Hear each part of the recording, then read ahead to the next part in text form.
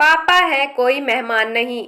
बहू, मैं जो जलेबी लाया था वो जरा गर्म करके ले आओ। टीनू और मैं मिलकर खाएंगे। टीनू के बचपन की यादें ताजा हो जाएंगी। रश्मि ने अभी ऑफिस से आकर पर्स रखा ही था कि ससुर जी की फरमाइश सुनकर वह बहुत चिढ़ गई और कमरे में जाकर वह गौरव पर भड़कने लगी। टीनू और पापा जी गरम गरम जलेबी खाएंगे। ऐसे करके तो पापा जी आपको ओवरवेट कर देंगे। वह गौरव को प्यार से टीनू बोलते थे। गौरव, तुमने तो बोला था कि पापा जी केवल एक हफ्ते के लिए ही आ रहे हैं, लेकिन एक महीना होने को आया, वह तो जाने का नाम ही नहीं ले रहे। मुझसे घर और ऑफिस का काम जैसे तैसे होता है और ऊपर से तुम्हारे पापा की ये फरमाइशें हैं। गौरव परेशान होते हुए कहता है, अरे यार, अब मम्मी नहीं है तो वहाँ अकेले परेशान होते हैं, इसलिए यहाँ आ जाते हैं। अब वो मेरे पापा हैं, कोई मेहमान नहीं जो मैं उन्हें ऐसे ही चलता कर दूं। गौरव और रश्मि की बातें सुनकर ईश्वर दास जी ने जलेबियां खुद ही माइक्रोवेव में गर्म कर ली। अरे पापा जी, आप क्यों आ गए यहाँ? मैं तो आ ही रही थी जलेबियां गर्म करने। पापा, मैंने भी मीठा खाना बंद कर दिया है और आपको भी तो डायबिटीज है, तो फिर आप जलेबियां क्यों लाए? गौरव ने अपने पापा से पूछा तो ईश्वरदास जी ने कहा, जलेबियां तेरी और मेरी फेवरेट थी, इसलिए लेकर आया था। शुगर होने के बाद तेरी माँ से छुप छुप कर जलेबियां खाया करता था, पर अब कोई टोकने वाला नहीं है, सो इन जलेबियों में भी तो वो स्वाद नहीं आता। ईश्वरदास जी का मन भर आया। जलेबी को वहीं रखकर वह रसोई से बाहर निकल गए। एक दिन सुबह ईश्वरदास जी ऑफिस जाते हुए गौरव से कहते हैं, बेटा, चमड़े की चप्पल बॉक में काटती है, इसलिए सोच रहा हूँ बॉक वाले शूज ले लूं। पापा, अभी महीने का लास्ट चल रहा है, नेक्स्ट मंथ सैलरी आते ही आपको जूते दिला दूंगा। यह कहकर गौरव ऑफिस चला गया। ईश्वरदास जी इस महीने में उन चप्पलों को 2 बार टाका लगवा चुके थे, फिर भी गौरव उन्हें बार बार टाल देता था। एक दिन रश्मि और गौरव को तैयार होता देख ईश्वरदास जी बोले, अरे बेटा, कहीं पार्टी में जा रहे हो? मुझे तो बताया ही नहीं तुमने। खैर, मैं 2 मिनट में तैयार होकर आता हूँ।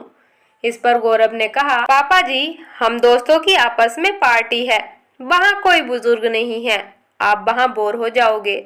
सही बात है बेटा, मैं तो ऐसे ही बोल रहा था, तुम लोग जाओ। ईश्वरदास जी अपने आप को संभालते हुए बोले।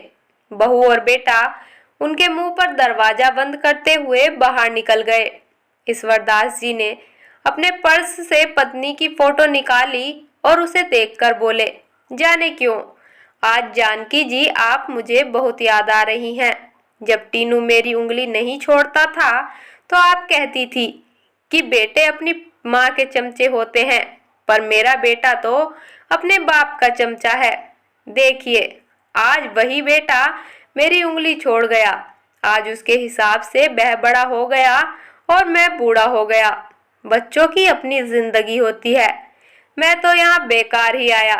ईश्वरदास जी अपनी पत्नी की फोटो देखकर यह सब बोल रहे थे और अपने बेटे के अपने प्रति रूखे व्यवहार को हजम करने की कोशिश कर रहे थे।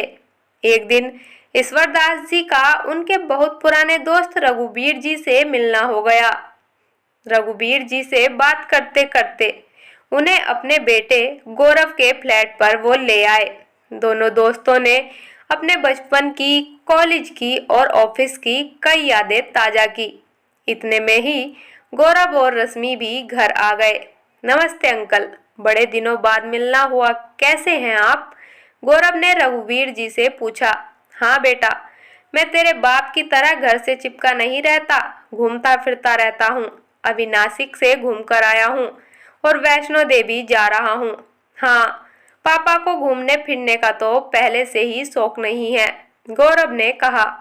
इस पर रघुवीर जी ने कहा, अरे कंजूस है तेरा बाप, घूमने फिरने में पैसा खर्च होता है, अपनी सारी जिंदगी तुझे पढ़ाने लिखाने और तेरा भविष्य बनाने में लगा दी। बेचारी तेरी मम्मी 4 धाम की यात्रा का सपना लिए इस दुनिया से विदा हो गई, पर यह नहीं सुधरा, बस पैसे जोड़ता रहा और जब जब तुझे पैसों की जरूरत पड़ी तुझे देता गया, तेरा हाथ कभी तंग नहीं होने दिया।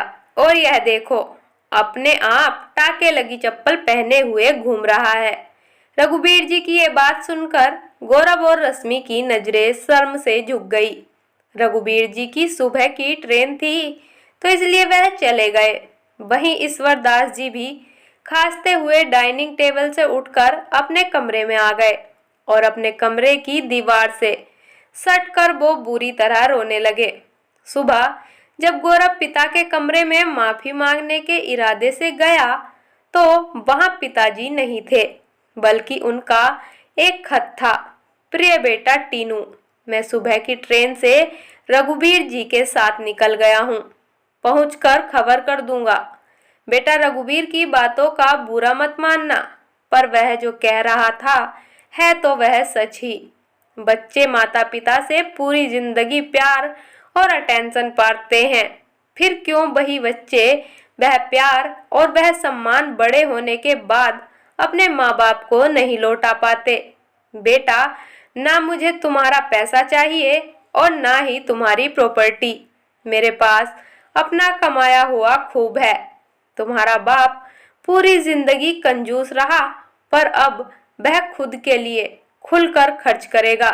जूते मैंने अपने लिए ऑनलाइन मंगवा लिए थे, अगर तुम मंगवा देते तो अच्छा लगता। खैर, अब तुम मेरी तरफ से बेफिक्र हो जाओ। तुम्हारा बाप हूँ, पर तुम्हारी तरह स्वार्थी नहीं बन पाऊंगा। जब कभी तुम्हें मेरी जरूरत पड़े खबर कर देना, मैं वहीं पहुंच जाऊंगा। तुम्हारे कंजूस पिता ईश्वर दास। पिता की चिट्ठी पढ़कर गौरव के पछतावे के आंसू छलक पड़े। दोस्तों, यह एक कहानी नहीं, आज के समाज की कड़वी सच्चाई है। सब कुछ होते हुए भी कई बार माता पिता सिर्फ प्यार के भूखे होते हैं। उन्हें यह प्यार आप जीते जी दीजिए।